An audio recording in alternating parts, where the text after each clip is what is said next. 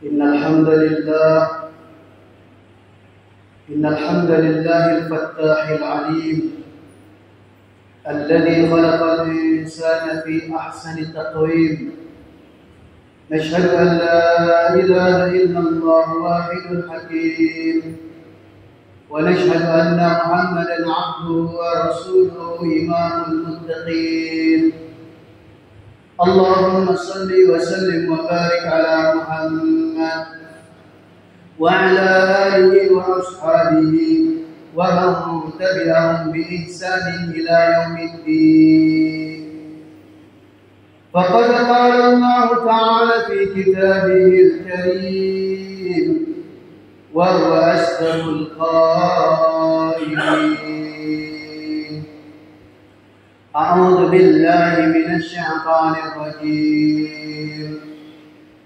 قل إن كنتم تحبون الله فاتبعوني يحببكم الله ويغفر لكم ذنوبكم والله غفور رحيم. وقال تعالى في حديث القدسي: من لقيني وهو يحبني أدخلته الجنة، ومن لقيني وهو يخافني أجتبته ناري، ومن لقيني وهو يستحيي مني أنسيت العبد ذنوبه. فقد قال حبيبنا صلى الله عليه وسلم: من تمسك بسنة عند الفسد أمة فله أجر 100 شهيد. وفي رواية أخرى: من تمسك بسنة عند الفسد أمة فله أجر شهيد. صدق الله العظيم وبلغ حبيبنا رسوله الكريم، ونحن على ذلك من الشاهدين والشاكرين. أيها رحمكم الله، أكرمكم الله، إخوتي في الله، أيها المحبون، أيها الممتحنون. Sederhananya hidup kita ini hanya dihiasi dalam dua keadaan saja. Satu keadaan yang terkadang menjadikan kita tersenyum dan tertawa. Keadaan lain terkadang menjadikan kita bersedih dan menangis. Dua keadaan inilah yang berlaku dalam kehidupan kita. Namun, meskipun antara kita dengan kekasih-kekasih Allah, dengan sahabat Nabi, keluarga Nabi, pernah sama-sama tersenyum dan pernah sama-sama bersedih, namun boleh jadi senyuman kita dengan senyuman mereka, orang-orang yang diridhai oleh Allah, jangan sampai berbeda. Apa yang menjadikan hari ini kita tersenyum? Kebanyakan umat hari ini mereka tersenyum apabila tendensinya tertunaikan, apabila keinginannya terwujud, apabila syahwatnya terlampiaskan, maka mereka akan tersenyum, senang, bahagia dan sebagainya. Begitupun juga sebaliknya, akan bersedih ketika keinginannya tidak terwujud, bersedih ketika tendensinya itu tertolak, bersedih ketika kemudian syahwatnya itu terbantahkan. Yang dimuliakan Allah Subhanahu wa taala. Ternyata Rasulullah sallallahu alaihi wasallam menjelaskan bagaimana senyuman, kebahagiaan, kesedihan, tangisan orang-orang terdahulu. Mari kita tengok ke dalam diri kita, sudahkah sama keadaan kita dengan keadaan mereka?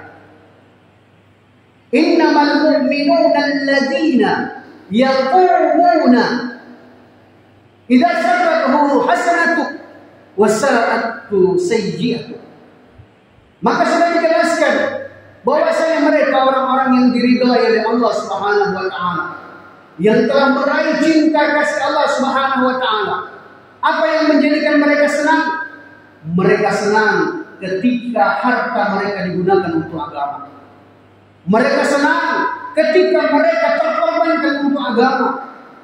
Ketika mereka menunaikan hak-hak Allah, maka mereka amat sangat senang. Meskipun dalam pandangan manusia mereka bersedih. Begitupun sebaliknya, mereka akan bersedih apabila tertinggal takbiratul ula. Mereka bersedih apabila terlepas daripada amal-amal agama. Kesedihan mereka tidak tanggung-tanggung. Kelukaan mereka sangat dalam sekali. Adalah Sayyidina Umar radhiyallahu ta'ala anhu. Ketika ibundanya telah meninggal dunia, banyak sekali orang yang datang bertakziah kepadanya. Maka Masya Allah, sebelum pelepasan jenazah, Sayyidina Umar berdiri dengan gagah di hadapan seluruh orang-orang yang datang, sambil kemudian beliau melontarkan satu kalimat yang membuat orang tertegun. Saya kecewa dengan kehadiran kalian semua. Satu sama lain orang saling tengok. Apa maksud daripada Amirul Mukminin? Kita sudah datang bertakziah kepada, bahkan diulang hatta thalathatul murur, sampai 3 kali diulang perkataan itu. Saya kecewa dengan kehadiran kalian semua. Saya kecewa dengan kehadiran kalian semua. Barulah kemudian dijelaskan, jangan sampai kalian menganggap musibah dunia jauh lebih besar daripada musibah agama. Hari ini aku, kata Sayyidina Umar, ditimpa musibah dunia dengan sebab berpulangnya, wafatnya ibunda tercinta, dan ini adalah musibah dunia. Banyak orang di luar sana. Dan dulu kata Sayyidina Umar, ketika satu sama lain di antara kita ada yang tertinggal takbiratul ula, ini adalah musibah akhirat yang seharusnya jauh lebih banyak yang bisa hadir datang bertakziah kepada mereka. Seharusnya jauh lebih banyak menghadirkan kesedihan di dalam dirinya atas orang-orang yang telah terlepaskan agama dan kehidupannya. Maka yang dimuliakan Allah Subhanahu wa taala, kalaulah mereka orang-orang yang telah diridhoi oleh Allah, Masya Allah, dicontohkan dalam kehidupan baginda sallallahu alaihi wasallam, yang kemudian menjadi lanjutan daripada bayan ataupun tausiah yang sudah kita sampaikan dalam 2 seksi. Yang dimuliakan Allah Subhanahu wa taala, bagaimana kebahagiaan daripada Khadijatul Kubra radhiyallahu ta'ala. Ternyata Masya Allah, air mata Khadijah, kesedihan Khadijah dalam pandangan manusia pun juga sudah dijelaskan. Man adnaba dzamban wa huwa yad'an fa inna Allah ta'ala yadkhuluhu an-nar wa huwa yabki wa man ata'a wa huwa yabki fa inna Allah ta'ala yadkhulul jannah wa huwa yadhhak. Kalau kita tersenyum di dunia untuk tendensi, untuk syahwat, untuk keduniaan, jangan sampai ketika di akhirat terbalik, berubah keadaan menjadi tangisan. Begitupun juga dijelaskan, wa man ata'a, siapa yang menjaga ketaatannya kepada Allah, wa man ata'a, siapa yang menjaga agama dalam dirinya, wa huwa yabki, sementara dia harus menangis dengan sebab memperjuangkan agama dalam dirinya, memperjuangkan pengorbanan atas agama dalam kehidupannya, sehingga dia harus menangis. Maka sudah dijelaskan kemudian dalam kerinduan, fa inna Allah ta'ala, maka nanti Allah Subhanahu wa taala tidak akan sia-siakan air mata kesedihan, tidak akan sia-siakan pengorbanan perasaan orang-orang yang mau berkorban untuk agama Allah Subhanahu wa taala. Fa inna Allah ta'ala yadkhuluhul jannah wa huwa yadhhak. Allah ganti kesedihan orang yang mau berjuang untuk agama. Allah ganti kesedihan orang yang mau menyempurnakan agama dalam dirinya. Kemana-mana dia dicaci, dimaki, Masya Allah, tsumma na'udzubillah. Orang-orang melirik dengan sebelah mata, tidak dipandang, tetapi dia kemudian istiqomah berpegang teguh dalam agama. fa inna Allah Ta'ala yadkhulul jannah wa huwa yadhhak. Maka nanti orang yang seperti itu akan digantikan oleh Allah kesedihannya, air matanya, di mana Allah Subhanahu wa taala akan masukkan dia ke dalam surga dalam keadaan tersenyum. Allah akan gantikan kesedihan, kesusahan, penderitaan mereka dengan kebahagiaan, dengan senyuman. Maka yang dimuliakan Allah Subhanahu wa taala, ternyata ketika Rasul sallallahu alaihi wasallam telah menemui, mendampingi daripada Khadijah pada saat Khadijatul Kubra radhiyallahu taala meninggal dunia, dan tahun itu pun juga dikatakan sebagai amul huzn, tahun kesedihan. Orang-orang terkasihnya Rasulullah satu persatu dipanggil oleh Allah Subhanahu wa taala menemui kematiannya.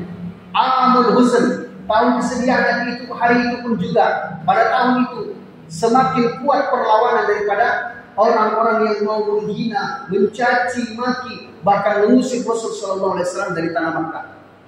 Maka Allah Subhanahu wa taala perintahkan Rasul untuk berhijrah. Yang dimuliakan Allah Subhanahu wa taala, beberapa bulan yang lalu kita telah masuk kepada tahun Hijriah. Makna hijrah yang dimaksudkan adalah tahjul minas suq. Kita mau senantiasa dalam setiap perjalanan hidup kita lambat laun, perlahan dan pasti, secara bertahap-tahap, sedikit demi sedikit kita meninggalkan daripada kebiasaan-kebiasaan buruk yang ada pada diri kita. Seiring bertambahnya usia, berkurangnya kesempatan, maka kita kemudian akan berusaha untuk merubah, melepaskan, menggantikan daripada kesusahan-kesusahan tersebut.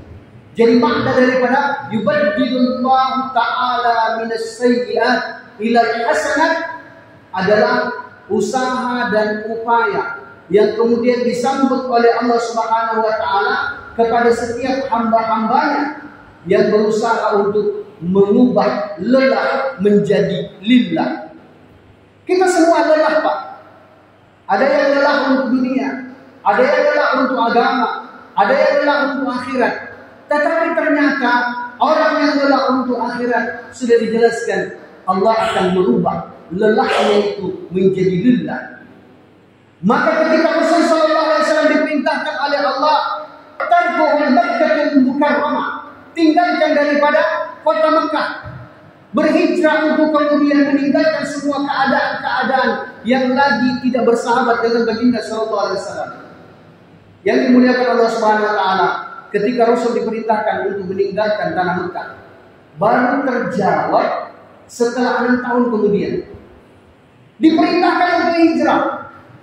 Rasul sallallahu alaihi wasallam ringan saja, mudah saja ketika dia diperintahkan untuk hijrah. Meskipun Mekah adalah tanah kelahirannya, meskipun Mekah adalah tanah nenek moyangnya, meskipun Mekah di situ ada Baitullah, meskipun Mekah mengandung sejuta daripada kenangan, tapi yang dimuliakan Allah Subhanahu wa taala, ternyata hanya ada satu persoalan yang menjadikan Rasul sallallahu alaihi wasallam gemuruh di dalam hatinya ketika akan meninggalkan Mekah.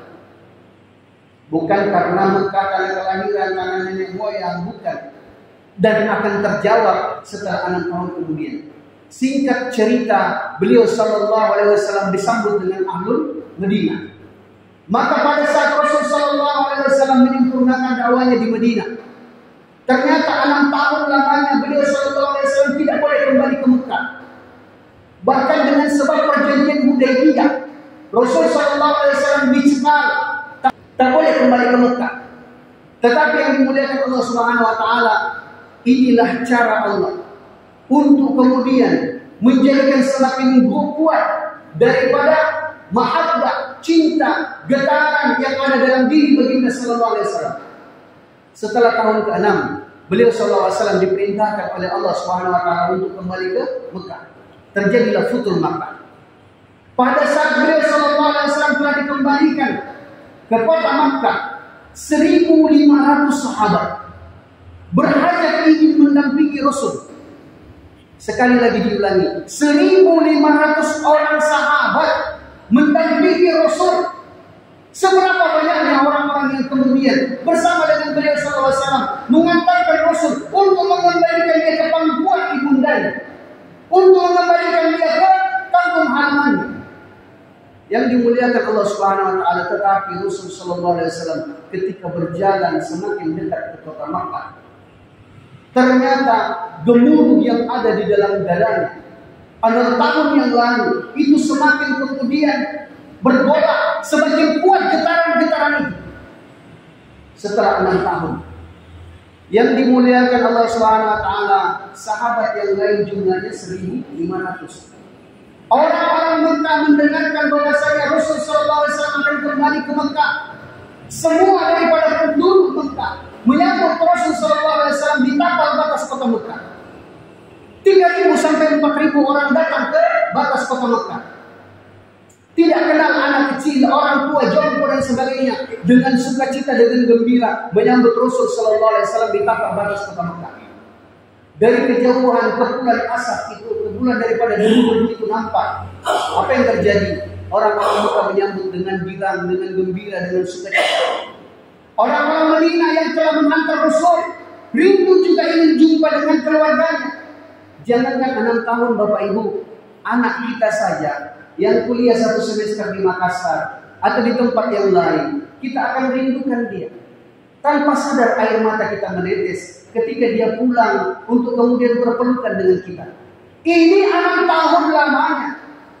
Sehingga ketika mereka berjumpa, orang-orang Madinah dengan sukacita, dengan gembira, mereka kemudian berlarian, berpelukan, disambut dengan orang-orang Mekah. Tapi Rasul sallallahu alaihi wasallam dengan langkah yang berat. Rasul sallallahu alaihi wasallam bahkan kemudian berhenti untuk kemudian melangkahkan kakinya menginjak tanah Mekah.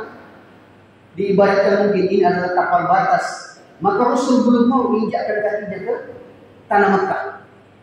Beliau sallallahu alaihi wasallam melepaskan perompahnya. Beliau sallallahu alaihi wasallam memandang dengan pandangan kosong, melihat ke utara, selatan, melihat dengan pandangan kosong. Beliau sallallahu alaihi wasallam hanya bergumam saja. Tapi ternyata bergolak yang ada di dalam dada, dalam hatinya Rasul menjadikan air mata Rasul sallallahu alaihi wasallam pun juga menetes. Mata Rasul sallallahu alaihi wasallam berkaca-kaca. Beliau hanya bisa terdiam saja. Sehingga yang dimuliakan Allah Subhanahu wa taala, tadi sudah ramai Pak. Ribuan orang sudah berkumpul. Ribuan orang sudah berbagi cerita. Lantas kemudian ketika mereka melihat Rasul terdiam, mereka kemudian juga diam. Salah tingkah mereka. Maka ribuan orang duduk di depannya Rasul sallallahu alaihi wasallam. Saat itu beliau sallallahu alaihi wasallam belum menginjak tanah Makkah. Kurang 1 langkah untuk menginjak tanah Makkah.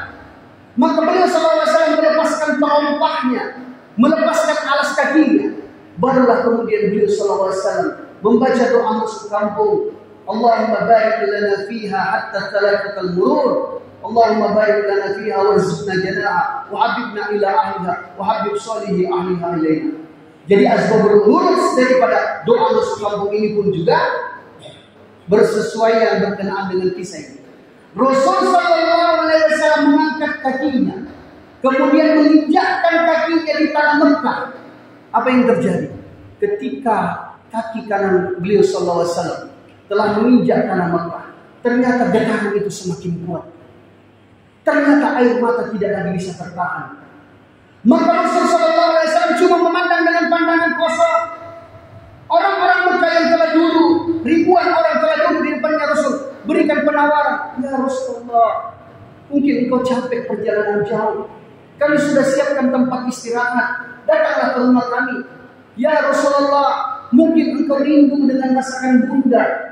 Ibu harus punya ciri khas tersendiri. Ada masakan yang harus kemudian menjadi kerinduan anak-anak kita. Lepaskan, biarkan mereka sekolah jauh, yakin dan percaya. Nabela kapag sambalak lure di bawah. Nabela kapag gambi-gambi kedondong di bawah. Tapi apa yang terjadi? Akan menjadi kerinduan anak-anak kita. Orang Mekah juga tahu keadaan itu. Dia beritahu kepada Rasul, mungkin engkau rindu dengan masakan bunda. Kami sudah siapkan apa yang engkau inginkan. Yang lain dan sebagainya menawarkan. Tapi yang dimuliakan Allah Subhanahu wa taala, ternyata Rasul sallallahu alaihi wasallam masih memandang dengan pandangan kosong. Beliau sallallahu alaihi wasallam bergumam. Tawaran-tawaran itu pun juga tidak dihiraukan oleh Rasul sallallahu alaihi wasallam. Beliau tidak bergeming dengan tawaran yang diberikan oleh orang-orang Mekah. Kemudian beliau sallallahu alaihi wasallam beritahu, "Ahmilni thawbain."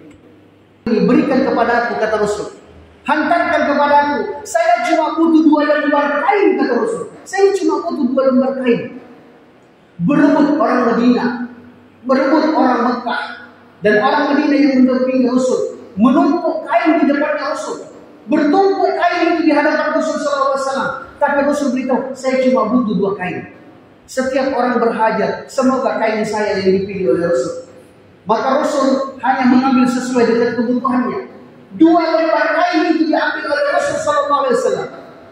Kemudian beranjak lalu dan pergi meninggalkan ribuan orang yang sedang duduk di tapal batas kota Mekah. Seluruh mata memandang, seluruh mata tertuju kemana Rasul sallallahu alaihi wasallam melangkah. Kemana beliau sallallahu alaihi wasallam tanpa menggunakan alas kaki. Ternyata yang dimuliakan Allah Subhanahu wa taala, kalau kita melaksanakan umrah dan haji boleh kita lihat. Ternyata kuburan istri tercinta Rasul, kuburan Ummahatul Mukminin, kuburan ibu kita semua, kuburan daripada Khadijatul Kubra di tapal batas kota Mekah. Di luar kota. Maka Rasul sallallahu alaihi wasallam kemudian beranjak lalu pergi meninggalkan ribuan orang untuk datang ziarah ke kuburannya Khadijah. Semua mata memandang ke sana. Kemana Rasul sallallahu alaihi wasallam? Ternyata inilah yang kemudian baru terjawab gemuruh yang ada di dalam dada Rasul ketika dia meninggalkan Mekah. 6 tahun tertahan, kerinduan itu semakin kuat sampai kemudian kerinduan itu telah berbuah menjadi air mata kerinduan. Beliau sallallahu alaihi wasallam datang ke kuburan Khadijah yang dimuliakan Allah Subhanahu wa taala. Ketika Rasul sallallahu alaihi wasallam sampai di kuburan istri tercinta Khadijah, beliau mengambil 4 buah patok. Beliau mengambil 4 buah tiang. 4 buah tiang dipancang di dekat kuburan daripada Khadijah. Kemudian 1 lembar kain dijadikan sebagai tenda. 1 lembar kain dijadikan sebagai atap oleh Rasul sallallahu alaihi wasallam. Kemudian kain yang kedua dijadikan sebagai alas. Di mana Rasul buat tenda? Di mana Rasul sallallahu alaihi wasallam menggelar daripada alas? Rasul sallallahu alaihi wasallam ingin berlama-lama, bernostalgia di samping kuburan istri tercinta Khadijah. Maka yakinlah ibu, kalau kita meninggalkan kenangan indah dengan sebab perjuangan atas agama, pada saat kita meninggal dunia, boleh kita lihat, ibu kalau kita meninggal dunia, maka satu persatu teman-teman lamanya suami kita dia akan datang. Dengan berbagai tawaran, dengan berbagai godaan, dengan berbagai gelaran. Dia beritahu, wahai jomblo, ini, itu, dan sebagainya. Ayo kita reunian, ayo kita rekreasi, ayo kita hiburan, dan sebagainya. Tapi kalau kekuatan di dalam perjuangan atas agama itu telah mengkristal dalam diri suami kita menjadi kenangan indah, wallahi dari Allah. Suami kita yang digoda teman-teman lamanya, yang bahkan kemudian dikemasi dengan istilah reuni zaman sekarang. Suami kita berani angkat tangan, dia akan beritahu, tidak ada tempat rekreasi terindah bagi saya kecuali di samping nisan istri saya. Begitu juga Bapak. Maka jangan kemudian kita menganggap diri kita sebagai superpower, apalagi tangan besi dan sebagainya yang berlaku di rumah kita. Senantiasa kita berusaha untuk berlaku lembut kepada mereka, mengusap kepalanya, membelai rambutnya, memanggil dengan panggilan sayang dan cinta. Yakin dan percaya Pak, pagi hari kita meninggal dunia, siang hari kita dimakamkan, maka apa yang terjadi? Sore hari teman-teman lamanya istri kita akan datang. Ya, dia kemasi dengan reunian. Istri kita yang kita tinggal mati, dia akan panggil jomblo dan sebagainya. Dia beritahu nama kata siapa dan sebagainya dengan berbagai rayuan. Tapi kalau ada ikatan cinta dalam pengorbanan agama, wallahi dari Allah, istri kita dia akan berani berkata kepada teman-temannya yang datang, tidak ada tempat rekreasi terindah bagi saya kecuali di samping nisan suami saya. Yang dimuliakan Allah Subhanahu wa taala.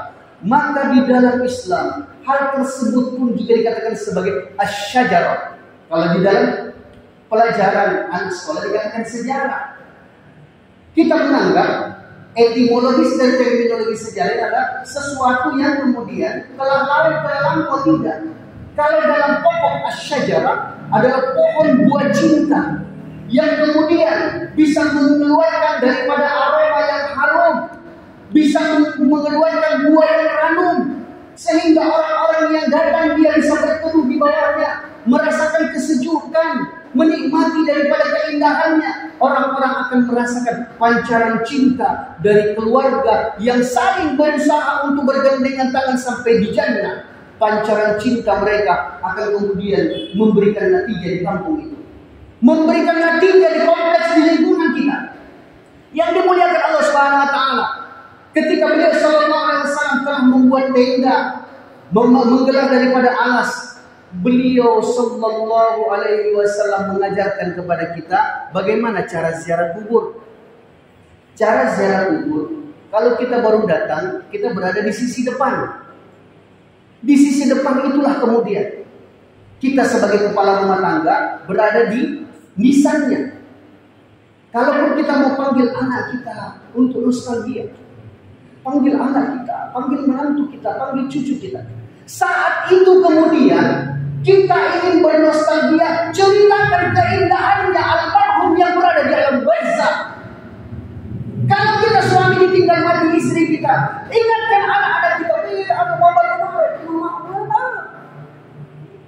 tangan yang sangat luar biasa telah mengusap kepala kamu, tangan yang sangat lembut telah pun juga kemudian menjadikan kamu ini menjadi tumbuh besar, sampai kemudian ini adalah kenangan yang tak boleh terlupakan.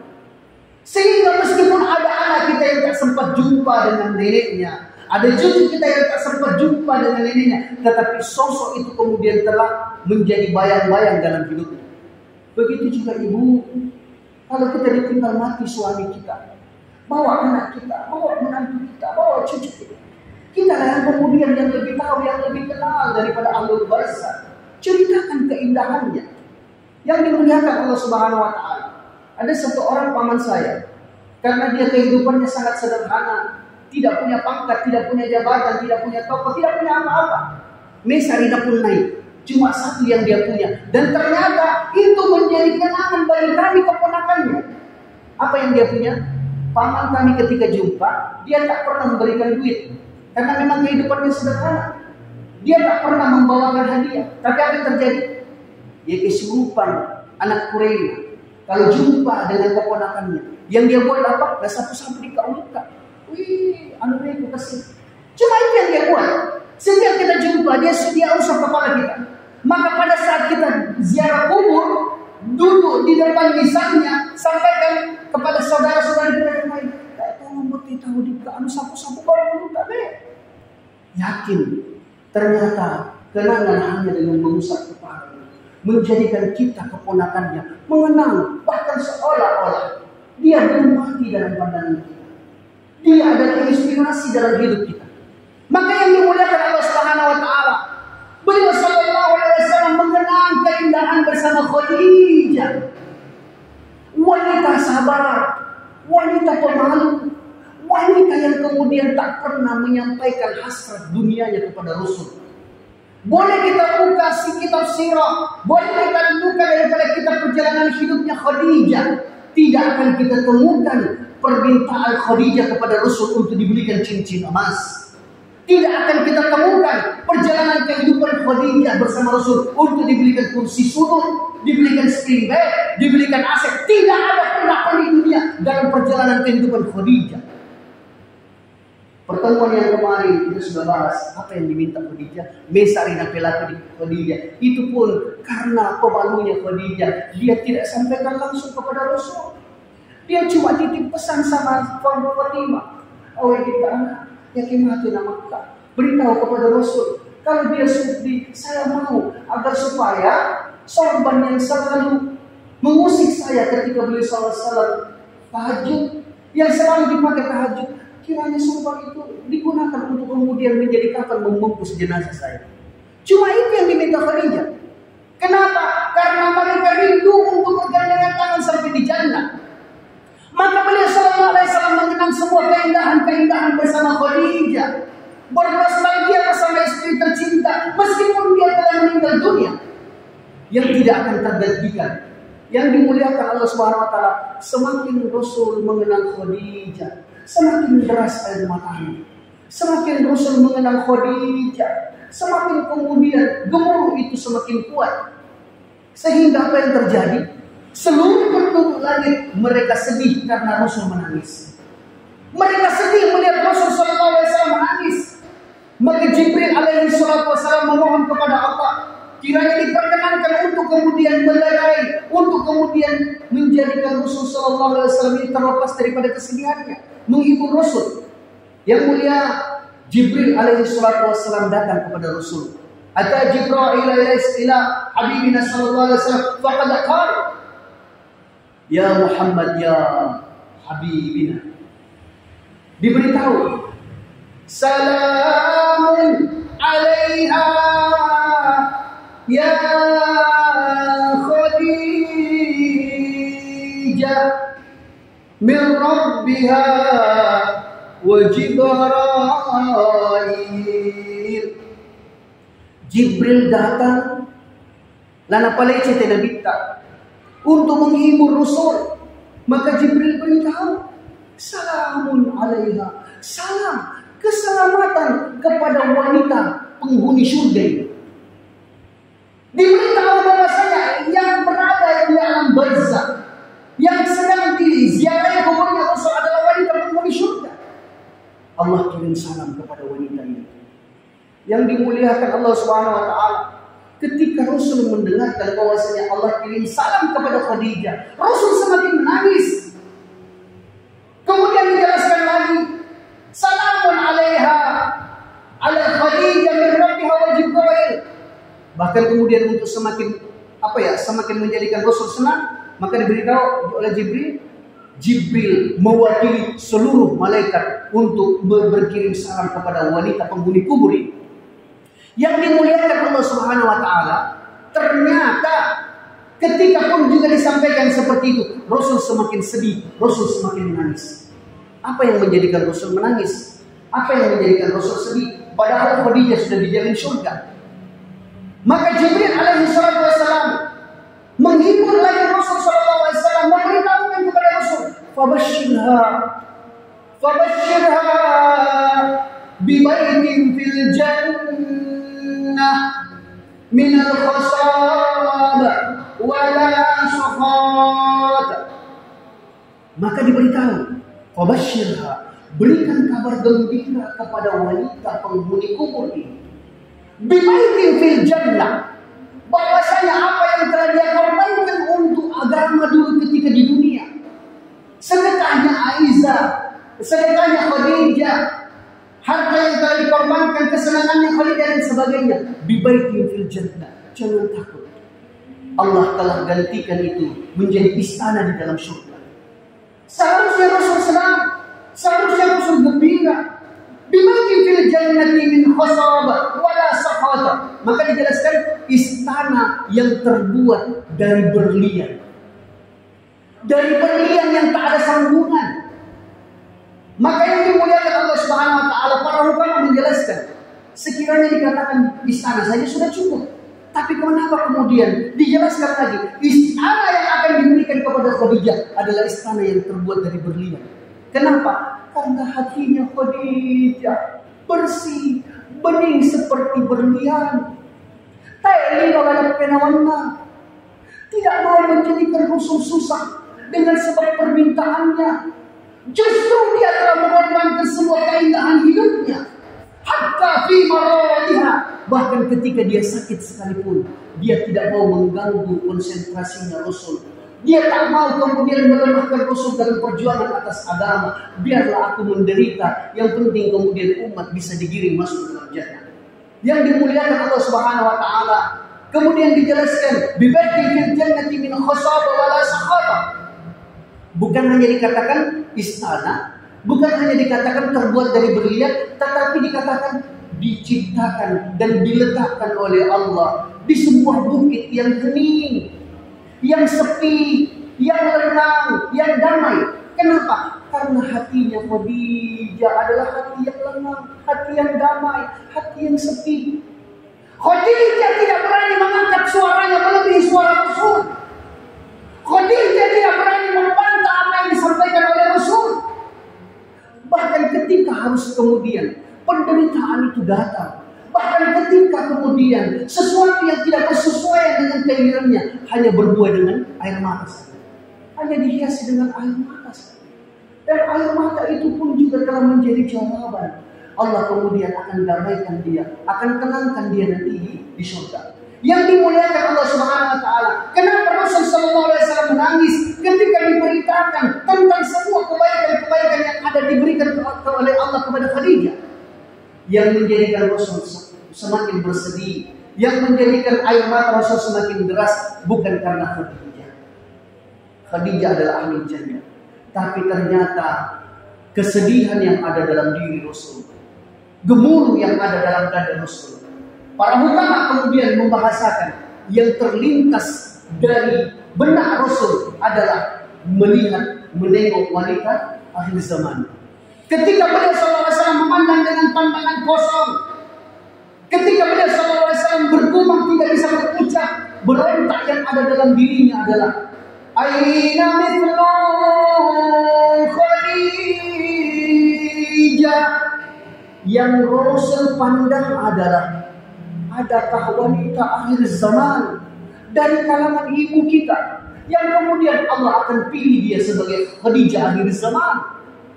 Kita doa, ya Allah, mungkin ibu kami tak sebaik Khadijah, tapi ya Allah, pilihlah dia untuk kemudian nanti kelak digapai tangannya oleh Khadijah.